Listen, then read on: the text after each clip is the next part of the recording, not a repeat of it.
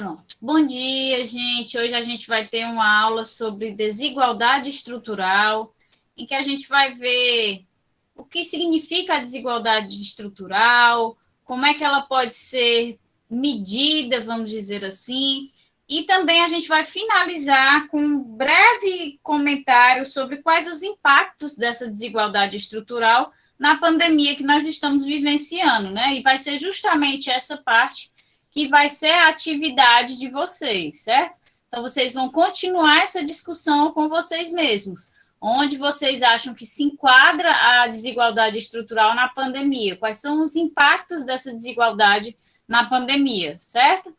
Então, vamos lá. Então, para iniciar, o que é que vocês precisam saber, né? Que o desigual acesso às oportunidades, à renda e aos serviços produz não apenas reflexos sociais, mas também reflexos espaciais, certo? Então, a gente tem uma divisão não só entre as classes sociais, pessoas que detêm mais renda, mais dinheiro, pessoas que são mais pobres, que detêm menos renda, menos dinheiro, mas a gente também consegue visualizar essa desigualdade estruturalmente. Basta nós irmos nos bairros nobres e observar a estrutura física desses bairros e irmos nas comunidades carentes e observar essa estrutura física. Então, a desigualdade ela é tanto para classificar as pessoas quanto ao seu poder aquisitivo, às suas oportunidades que são oferecidas, como também a estrutura na qual elas estão ali submetidas.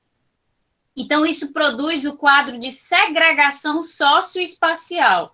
No Brasil, que é um dos países com a maior discrepância na distribuição de renda, é muito fácil a gente visualizar isso, né? Então, como eu já disse para vocês, é só observar o contraste estrutural existente entre as áreas nobres e as áreas pobres. É uma diferença gigantesca, né? Tanto aqui a gente consegue observar com mais ênfase lá na região sudeste, né, Rio de Janeiro, São Paulo, essa diferença consegue ser mais brutal do que o que a gente observa aqui no nosso estado.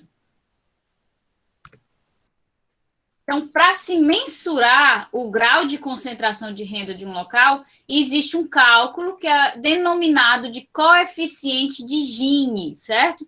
Esse coeficiente de Gini, ele é utilizado como forma de mensuração, certo? É uma medida do contraste de distribuição de renda em todo o mundo, não só aqui no Brasil, mas em todos os países do planeta.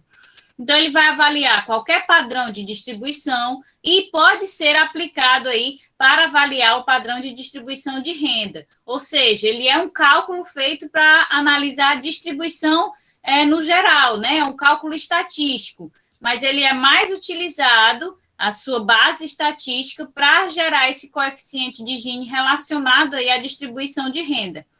Esse coeficiente ele pode variar de 0 a 1, o valor dele, onde quanto mais próximo o valor for de 1, mais desigual vai ser o ambiente que ele vai estar avaliando, e quanto menor, obviamente, quanto mais próximo de 0, menos desigual socialmente, estruturalmente, vai ser esse ambiente. Então, menos diferença entre os indivíduos vai acontecer. Além disso, qualquer variação decimal desse coeficiente vai significar uma mudança drástica nas características da distribuição, uma vez que esse intervalo de variação é muito baixo. Então, se o cálculo ele é dado de um valor de 0 até 1 apenas, então, se eu mudo de 0,35 para 0,40, eu já tenho uma mudança brusca, né? Então, eu já tive aí um retorno a condições de desigualdade estruturais piores. Se eu tinha melhorado para 0,35 e eu subi para 0,40, eu aumentei, ou seja, eu cheguei mais próximo do valor de 1, então eu tenho aí uma piora do quadro de desigualdade estrutural e social, certo? Então, esse valor ele vai determinar isso. Quanto mais próximo de 0, melhores as condições de distribuição de renda, oportunidades, etc. E quanto mais próximo de 1, vai ser pior essas condições de distribuição. Aqui a gente pode observar um gráfico contendo o coeficiente de Gini para o Brasil, certo? Esse gráfico ele vai abordar aí os anos de 1976 até o ano de 2008, certo? Em 1976, aí, até o começo da década de 80, a gente vê que o coeficiente de Gini fica em torno de 0,6, o que é um valor muito alto, né? E para quem não sabe, de 1970 até a década de 80 foi quando nós tivemos o maior acúmulo financeiro, né? Que a gente teve um aumento considerável da nossa economia, nossa economia melhorou bastante, e isso não foi o suficiente historicamente, foi o período em que nós mais crescemos economicamente, esse período ali do final da ditadura militar e pós-ditadura militar, foi o período que nós mais crescemos e não foi suficiente para diminuir a desigualdade estrutural e social do país. O valor continuou alto nesses anos. A gente começa a observar uma descida leve ali no início dos anos 2000, né? Quando a gente observa aí no gráfico, nos anos 2000, começa a ter uma queda dessa curva até aí o ano de 2008. Então, a partir dos anos 2000 é que a gente vai diminuindo o valor desse índice, consequentemente, desde do século XX, do século XXI, é que a gente vem tendo aí uma melhoria, pouca, mas uma melhoria de discrepância, na redução da discrepância entre as classes sociais. Então, a gente conseguiu observar que nos anos 80, a gente tem esse coeficiente acima de 0,6, que é um indicativo de elevada desigualdade estrutural e social. Nós podemos tomar por base, se o valor máximo é 1 e eu estou acima de 50% desse valor, então eu já sei que esse valor é muito elevado. Esse período ele vai coincidir com o período pós-anos 70, que foi o período de maior crescimento econômico do Brasil, como eu já disse a vocês, e esse crescimento econômico não foi suficiente para acarretar numa realidade social menos desigual. Ou seja, apenas crescer economicamente não é suficiente para a gente melhorar, para a gente reduzir essa desigualdade estrutural e social. É necessário o quê? Uma série de políticas públicas que ajudem aqueles que estão nas classes mais baixas, né? Que vivem essa estrutura mais precária, que essas políticas, de alguma forma, contribuam para que essas pessoas consigam ter uma melhoria de vida e se igualem, né? Ou pelo menos se aproximem em condições de oportunidade, de renda, das classes, dos níveis superiores. Então, após 20 anos da década de 80, a gente viu lá no gráfico que permanece bem estável, né, em torno de 0,6. Nos anos 2000, o Brasil permanece nessa posição de extrema desigualdade social, com o índice de Gini em torno de 0,59, e aí, a partir desses anos 2000, até os anos 2000, permanece com essa condição, e a partir dos anos 2000 é que a gente começa a observar aquela queda na curva, né? Que é a queda do valor do coeficiente de Gini, sugerindo uma melhoria na distribuição de renda do nosso país. Nós já podemos considerar aquela queda baixa como uma melhoria da distribuição de renda? Sim, né? Porque, como eu mencionei para vocês, qualquer variação desse coeficiente de Gini, seja a variação decimal mínima existente nesse coeficiente, já significa uma mudança brusca, uma mudança grande nessa distribuição de renda do país, devido a esse intervalo do valor ser muito curto. Então, a cada queda que foi ocorrendo a partir dos anos 2000, nós fomos tendo aí uma melhoria na distribuição de renda do nosso país. E aqui a gente já observa os anos recentes, né? A gente vê o gráfico aí determinando esse coeficiente de Gini dos anos de 2012 até 2019. A curva que está lá embaixo, sozinha, é a curva referente à região sul, né? Que é a região com as melhores condições o índice mais baixo que existe é o da região sul. Então, a gente observa aí que no ano de 2012, o índice lá na região sul era de 0,47, comparado ao que a gente tinha nos anos 2000, é uma mudança brusca, né, do país em geral.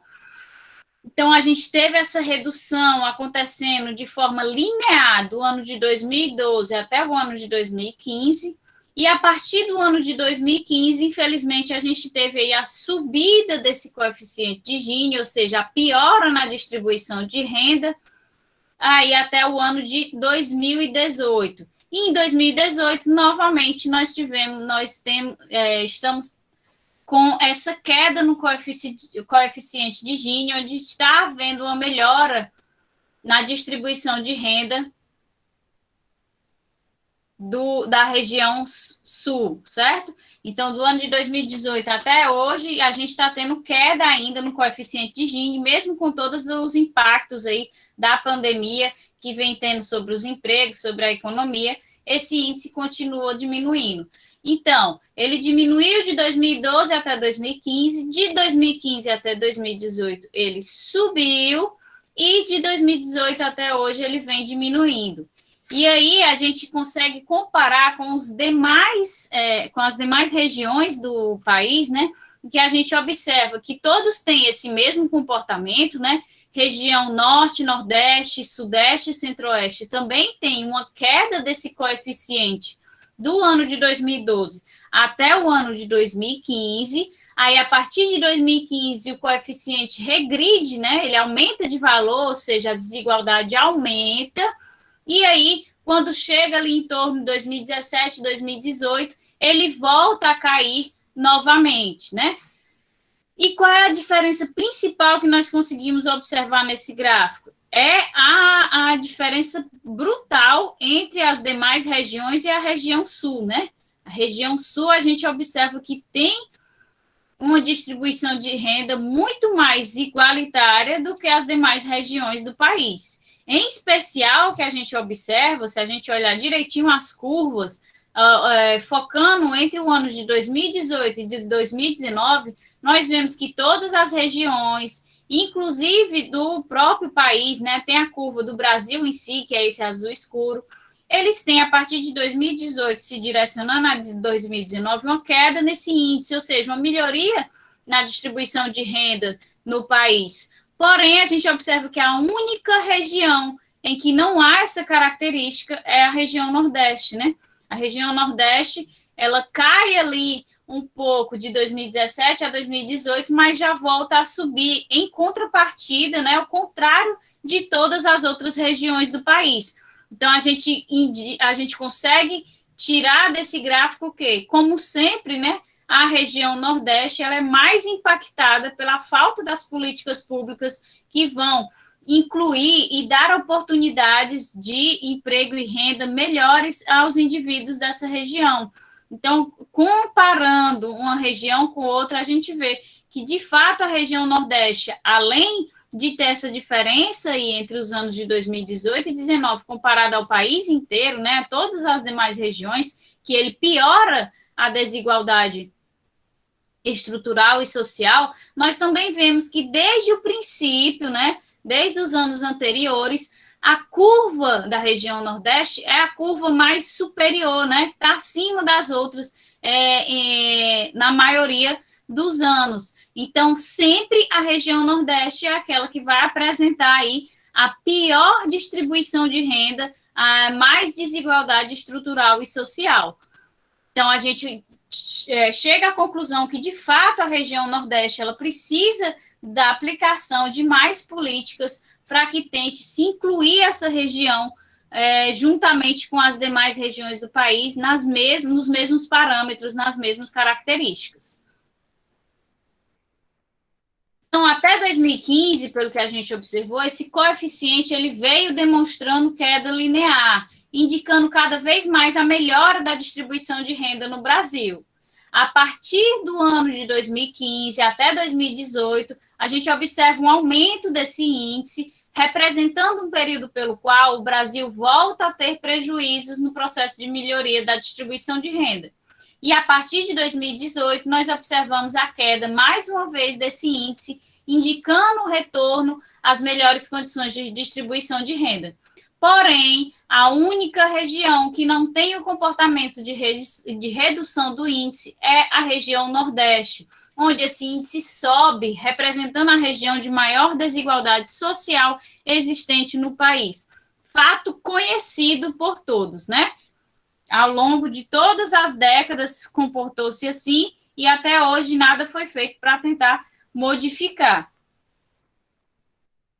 Aqui a gente já consegue observar as características do coeficiente de Gini para o mundo todo, né? Uma vez que eu disse para vocês que esse coeficiente ele é utilizado em todos os países do planeta, não apenas no Brasil. Então a gente vê aí por esse diagrama de cores que o Brasil ele tem um índice, essa figura é de um ano antigo, né? O Brasil vai ter um índice aí entre 0,5 e 0,55, que é um índice muito elevado ainda, enquanto a gente olha lá o Japão, vai ter um índice entre 0,25 e 0,30, Suécia também tem esse índice de 0,25 e 0,30, lá a desigualdade estrutural e social é praticamente inexistente, certo? Todos têm oportunidades, todos têm acesso a coisas, a materiais, a estruturas que são de desejo de todos, certo? Os Estados Unidos têm um índice de 0,4 até 0,45.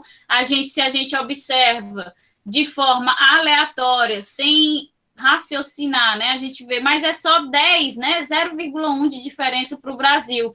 Mas no coeficiente de Gini, qualquer diferença decimal já é gigantesca quando a gente compara esses índices. Então, o Brasil está aí 0,5, foi o que ele conseguiu melhorar ao longo dos anos, desde os anos 2000 até chegar aí em 2012, por aí, esse valor de 0,55 é a partir de 2012 até essa data de a primeira década do século 21, certo?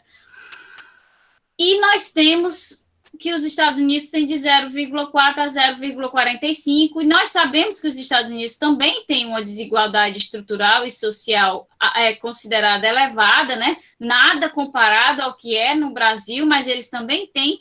Mas para você ver, em comparação com o Brasil, ele chega a ser praticamente nada. A Rússia, todos os demais países que a gente observa aí têm condições de distribuição de renda consideradas praticamente boas. E onde é que a gente observa que a gente tem essa discrepância maior, né? Onde nós temos essa distribuição de renda de pior qualidade? Aí os países da América do Sul, né? Excetuando ali o Chile, excetuando o Uruguai, que tem valores também muito bons do coeficiente de Gini. Então, a gente tem os países ali da África do Sul, né, da região da África do Sul, certo? Então, esses países são os países que possuem ali a pior distribuição de renda, por isso que eles estão marcadinhos aí em vermelho. Então, os principais fatores que vão contribuir para essa péssima distribuição de renda no país são 3, certo? A gente vai analisar cada um deles. O primeiro fator é o salário. Baixos salários, obviamente, vão contribuir para uma péssima distribuição de renda. Por quê? Porque o salário mínimo ele é a base da remuneração da maior parte da população trabalhadora do país. Então, um salário maior, ele vai contribuir para o aumento do poder aquisitivo daquele indivíduo, consequentemente, uma melhoria da distribuição de renda. Mas se eu tenho salários extremamente baixos, né, como base salarial do país, então o poder aquisitivo daquele indivíduo ele é muito baixo. Consequentemente, aquele indivíduo não vai ter uma distribuição de renda que chegue a se igualar com um indivíduo que possui uma renda maior, né, um salário maior. Nos anos 2000, que foi o que a gente observou lá no gráfico, que foi quando iniciou a queda do índice de Gini aqui no Brasil, foi quando o governo federal adotou uma política de ajuste do salário mínimo sempre acima do índice inflacionário. Para que foi implantada essa política, né? De ajustar o salário sempre acima do índice inflacionário? Porque essa política contribuiu para a redução do índice de Gini. Como? Porque se o salário ele é ajustado acima da inflação, ele dá um maior poder aquisitivo para o indivíduo que está recebendo aquele salário mínimo. Dessa forma, se o indivíduo tem um maior poder aquisitivo, ele vai ter uma melhoria da sua distribuição de renda, e aí a gente faz, consequentemente, a redução da desigualdade estrutural e social. Então, foi por isso que nós observamos essa queda do ano 2000 até o ano de 2015, dessa desigualdade estrutural. Nós tivemos essa queda relacionada ao cálculo do coeficiente de Gini, porque houve principalmente aí a aplicação dessa política pública de ajustar esse salário mínimo sempre acima do índice inflacionário, garantindo um maior poder aquisitivo daquela classe massiva trabalhadora que recebe o salário mínimo como base do seu sustento. O segundo fator que vai influenciar, além de ter o dinheiro, né, além do salário em si, o que vai influenciar o coeficiente de Gini vai ser a hiperinflação.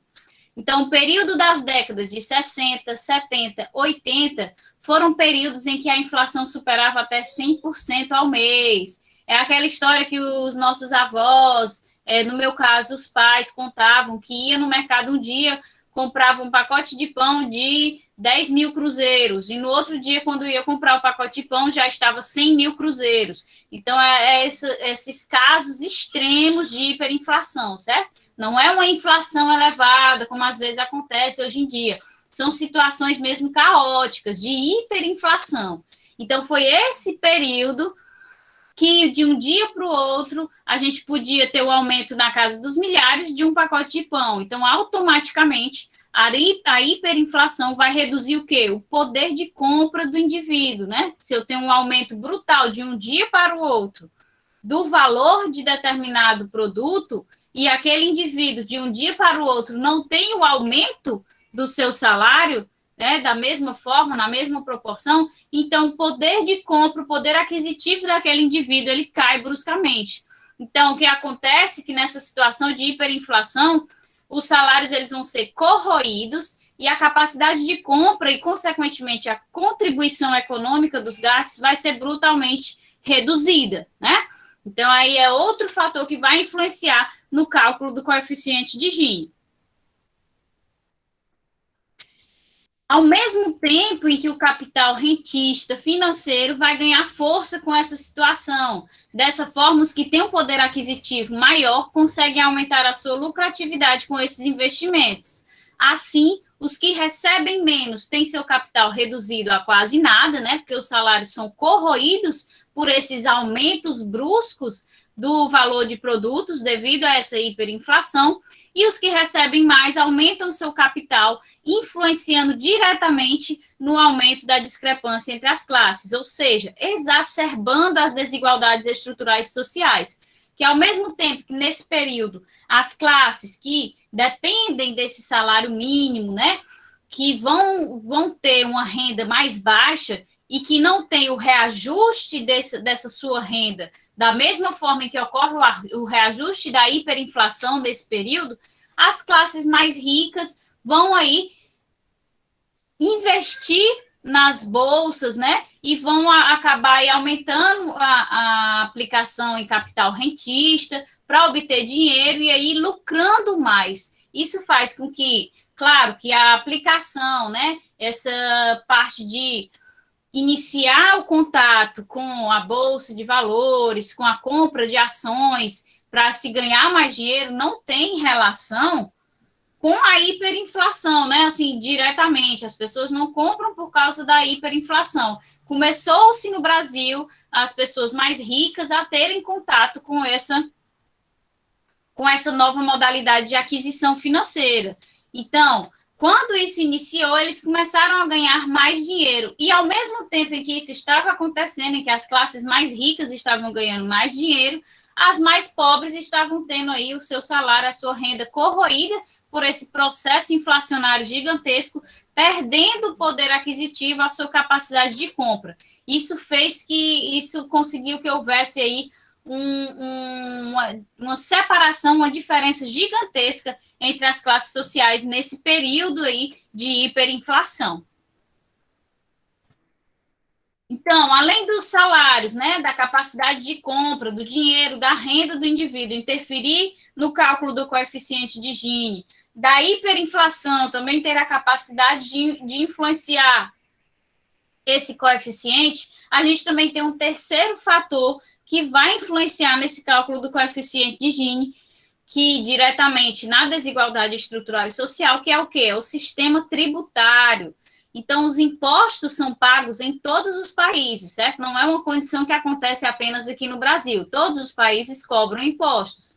E eles podem ser divididos em duas categorias: impostos diretos e impostos indiretos. Os impostos diretos são aqueles que incidem diretamente sobre a renda e a propriedade do indivíduo. Então, são os impostos considerados mais justos, né? Aquele que tem uma propriedade mais cara, tem mais propriedades, vai pagar mais impostos diretos. Aquele que tem mais dinheiro em conta, mais dinheiro reservado, vai pagar mais impostos diretos, certo? E uma pessoa que não tem propriedade, que não tem dinheiro guardado, obviamente não vai pagar um alto valor de impostos diretos. Então, essa pessoa com um rendimento muito maior, com um patrimônio muito maior, vai pagar muito mais impostos do que aquela que não tem renda elevada, muito menos tem um patrimônio, né? Obviamente. Mas a gente também tem aí os impostos indiretos, que são aqueles que estão embutidos em qualquer produto ou serviço que existe. Então, e eles são os mesmos para quem tem a maior renda ou a menor renda, tendo maior impacto, obviamente, para quem tem uma menor renda. Então, se eu vou no supermercado e compro 10 produtos, todos aqueles 10 produtos têm os seus impostos indiretos embutidos. Eu ganho R$2.000. Se chega uma pessoa que ganha R$100.000 por mês na sua empresa e também vai no mesmo mercado que eu fui e compra esses mesmos 10 itens, ela vai estar pagando a mesma quantidade de impostos indiretos que eu estou pagando. Só que esse pagamento de impostos ele tem um impacto bem maior para mim, que recebo 2.000, do que para aquele que recebe lá 100.000, certo? E no Brasil, 2/3 dos impostos arrecadados são provenientes de impostos indiretos, né?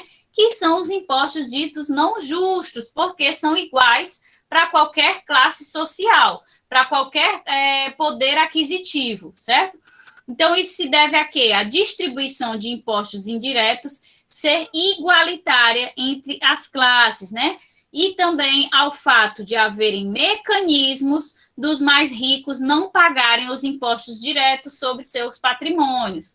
Então, as pessoas que detêm um elevado poder aquisitivo, variados patrimônios, né, propriedades, eles também podem utilizar aí meios legais para não pagarem os impostos diretos. Então, automaticamente, se os mais ricos não pagam os impostos diretos através de vários mecanismos, inclusive ações sociais, né, e tudo mais, não vamos também generalizar que todos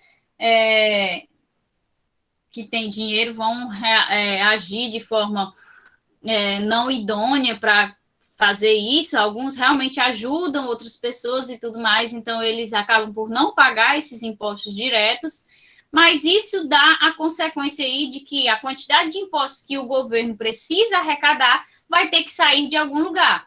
Se os mais ricos não estão pagando esses impostos diretos, porque estão utilizando outros mecanismos legais para que esses impostos não sejam pagos, então o governo precisa extrair, precisa aumentar a quantidade de impostos sobre os produtos e serviços que são os indiretos, né, que são iguais na distribuição para quem tem maior renda ou menor renda. Então, por isso que os impostos indiretos acabam por ser a quantidade massiva, maior, de impostos que são arrecadados aqui no Brasil. Então, é isso que diferencia a arrecadação de impostos no Brasil de outros países. Nos outros países, de fato, as pessoas que têm maior renda, né, tipo Suíça, Suécia, etc., os que têm maior renda, eles vão pagar mais impostos do que aqueles que não têm.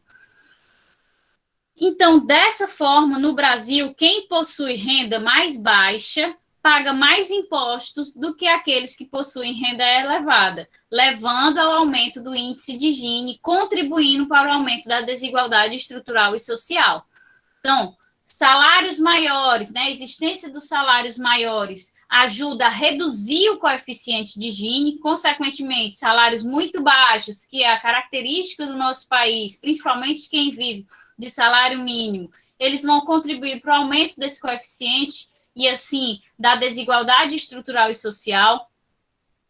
Além do salário, a gente tem a inflação, né? As situações de hiperinflação também vão aí aumentar essa discrepância entre as classes mais ricas e as classes mais pobres, porque aqueles que são mais pobres, eles vão ter uma perda do poder aquisitivo, porque o seu salário ele vai sendo corroído, ele vai sendo esgotado nesses produtos que vão sofrendo ajustes de valores exacerbados durante o processo de hiperinflação, enquanto aqueles mais ricos que têm ali a sua base para se manter nessas situações estão investindo em ações e etc. para cada vez ficarem mais ricos. Então, isso também aumenta a diferença da distribuição de renda, aumenta essa discrepância estrutural e, consequentemente, vai aumentar aí o coeficiente de Gini. E o terceiro fator vai ser o sistema tributário, em que, novamente, a gente observa que aqueles que têm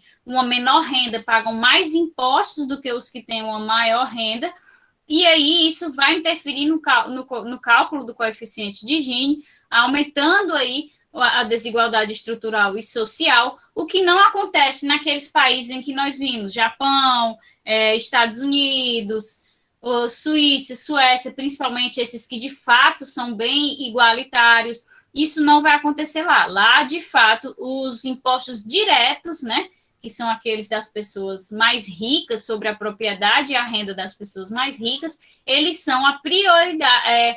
A prioridade são os principais alvos da arrecadação desses países. Já no caso do Brasil, não, né? A nossa principal arrecadação vem aí dos impostos indiretos, que são idênticos para quem tem uma renda menor, uma renda maior. E aí a gente vai discutir agora quais são os impactos, né? E a relação que existe da desigualdade estrutural e social com a pandemia. Então, a desigualdade ela é considerada um fator adicional de risco na pandemia. Por quê, né? Porque a pandemia, como nós podemos observar, ela alcançou de forma mais voraz as classes mais pobres. Então, a gente sabe que o vírus ele não faz distinção de classe, de gênero, de escolaridade, de credo. Então, ele atingiu, sim, as pessoas das áreas nobres, as pessoas das áreas pobres, pessoas de todas as religiões, de todos os níveis escolares, homens, mulheres, crianças, etc. Então, no entanto, apesar disso, dele não fazer distinção dessa diferenciação, as pessoas de baixa renda são as pessoas que já apresentam condições de vulnerabilidade, consequentemente, elas vão sofrer o maior impacto com essa pandemia. E foi o que a gente teve nessa pandemia. Então, é isso que a gente tem que avaliar, porque essa não vai ser a primeira nem a última pandemia. Então, se não se trabalhar em cima de políticas públicas que gerem aí uma melhoria dessa desigualdade estrutural e social, sempre as classes mais pobres serão aquelas que vão ter o maior impacto, vão sofrer mais quando uma condição desse nível acontecer. Por quê? Porque as classes de baixa renda são aquelas que o quê? São submetidas a uma alimentação precária. Então, a pessoa que não tem uma alimentação ideal, ela vai ter o quê? Um prejuízo do seu sistema imunológico, o sistema imunológico não vai funcionar direito. Então, consequentemente, ela já tem uma condição de vulnerabilidade a ser infectada de forma mais fácil e rápida pelo vírus, São aquelas pessoas que não possuem assistência à saúde, e quando a gente coloca pessoas que não têm assistência à saúde, são aquelas que não realizam exames periódicos, consequentemente, não vão ter ideia se possuem comorbidades, então não sabe se é obeso, né? Não sabe se tem a pressão arterial elevada, não sabe se tem uma doença renal. Então, consequentemente, nas suas condições ali precárias de vivência, ela acaba por ter, devido às condições estruturais e também por não saber que possui essas vulnerabilidades corpóreas, né? Ela acaba se expondo mais ao vírus na situação da pandemia e sendo mais atingido de forma mais impactante. São essas pessoas que não têm moradia, que possuem estrutura adequada para manter distanciamento, né? São essas pessoas que um cômodo é dividido por 8 pessoas, dorme o pai, a mãe, o irmão e os filhos, todos no mesmo lugar. Então, não tem como manter o distanciamento. Se um estiver infectado, todos os outros vão pegar.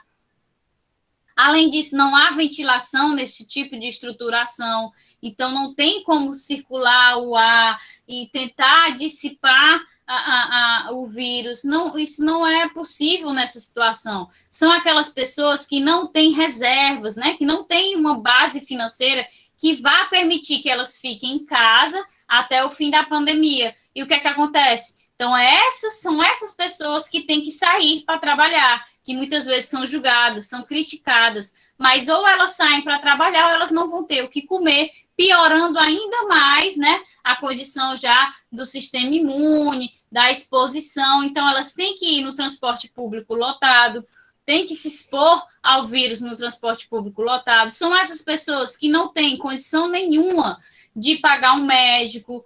Então, o impacto da desigualdade estrutural na pandemia, sem dúvida alguma, as pesquisas já mostram, foi imensamente maior nas classes baixas. Apesar de não haver distinção, ele foi maior por quê? Porque as pessoas que têm mais dinheiro, se elas se infectam, a primeira coisa que fazem é o quê?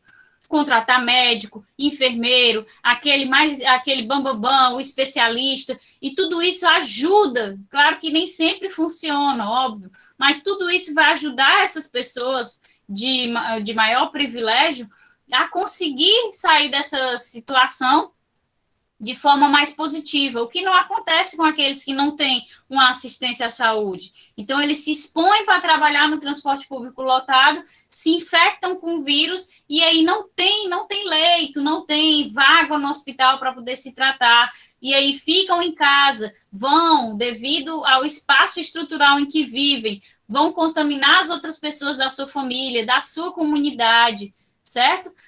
Então, tudo isso é o impacto que a gente pode observar na pandemia e que foi muito maior para as classes mais baixas. E é isso que eu quero que vocês continuem discutindo na atividade de vocês. Eu quero que vocês façam essa micro-redação. Eu acho que até a gente consegue fazer uma discussão um pouquinho maior. Se quiser colocar 3 parágrafozinhos, tudo bem, não tem problema, certo? De 2 a 3 parágrafos. E aí vocês discutem com o pensamento crítico de vocês, como vocês enxergam essa desigualdade estrutural na pandemia. Se vocês concordam, eu acho que realmente esse impacto foi bem maior para as classes mais pobres, ou se vocês não acham, então coloca a tua opinião, certo? Então escreve sobre isso, que aí a gente vai ver aí como foi que vocês discutiram isso. Certo? Tudo bem?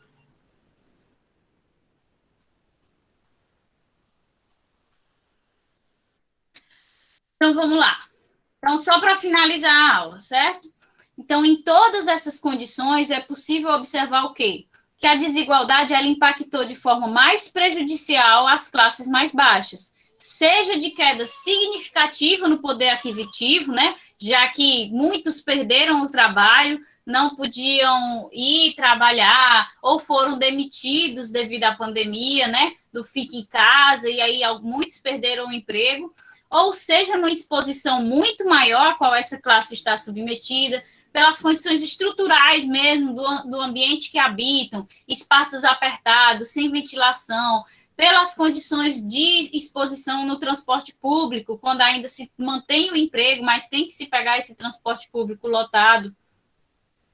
seja da probabilidade das classes de baixa renda de terem consequências mais graves advindas da doença. Por quê? Porque tem uma alimentação precária, porque tem condições de comorbidade desconhecidas, que não sabem, porque não tem assistência à saúde. Então, eles não sabem que tem ali uma série de problemas físicos, e aí essas consequências da doença são bem mais graves para essa classe. Então, esses dados, eles vão apresentar para a gente os prejuízos que a desigualdade estrutural e social apresentam. A gente viu, no geral mesmo, os prejuízos que apresentam para a sociedade como um todo, mas na pandemia especificamente, esse impacto vai ser violento sobre essas classes mais pobres, em qualquer sentido social que a gente analise, ok? Então, vocês continuam essa discussão na atividade, certo? Para que a gente possa ver aí o que foi que vocês compreenderam. E aí, na quarta-feira eu envio a outra aula para vocês, que vai ser sobre inteligência emocional, certo? A inteligência emocional dos profissionais de saúde. Tudo bem, gente? Pois pronto, vou parar a gravação, tá? Bom dia, até quarta-feira.